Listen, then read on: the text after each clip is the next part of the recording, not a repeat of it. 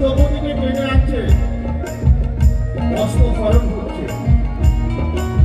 তার হে সদামণ্ডলে আমরা দ্রৌপদীর অস্ত্র হরণ থেকে কি বুঝতে পারি? আমার বলতে যদি কিছু আমাদের মধ্যে থেকে থাকে তাহলে কিন্তু হরিণের হরণ হবে না, হরিণ সাগর হবে না। তাই যখন দুঃশাসন অস্ত্র হরণ করছে, তুমি ছাড়া তো